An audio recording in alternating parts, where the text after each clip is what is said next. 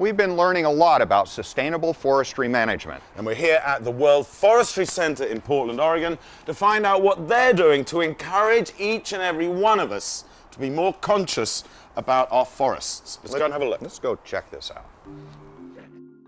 The World Forestry Center is in the West Hills of Portland, Oregon, and is the prime location to bring the family and learn all about sustainable forest management.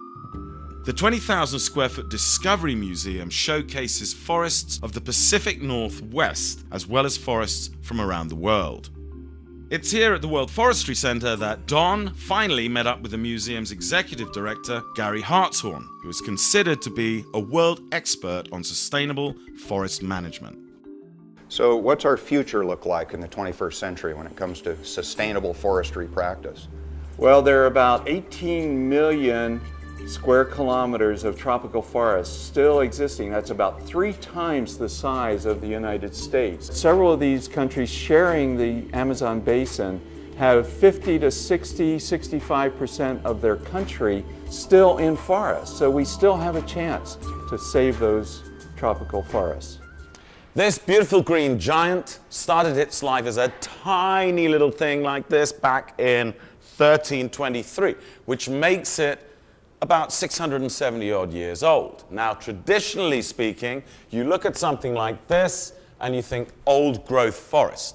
Clearly, a lot of them have gone, and the reason for that is our founding fathers needed this wood to build our nation. But the good news is, nowadays, the chances of seeing another one of these in 700 years from now is better than it has ever been before.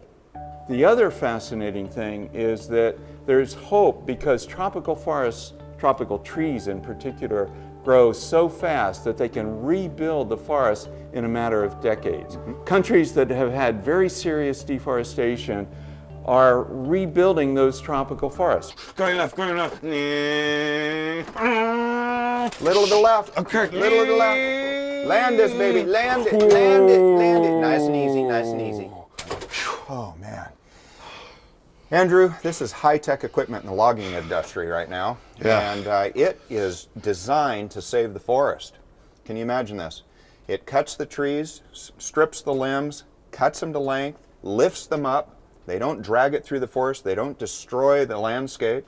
And it's very low-impact logging. So what are some of the practices that are being used for sustainable forestry throughout the world? One of the huge challenges to sustainably manage species-rich tropical forests is in fact the great diversity of tree species. We see 100, 200 species of trees on 1 acre in many tropical forests. We can't use all those different kinds of woods. We only use 5, maybe 10 different tree species on any 1 acre. So it's a huge challenge. How do you develop a management system that takes into account the incredible diversity of tree species, finds markets for dozens of tree species, and comes up with management techniques that enable the locals or companies to use those forests without destroying them?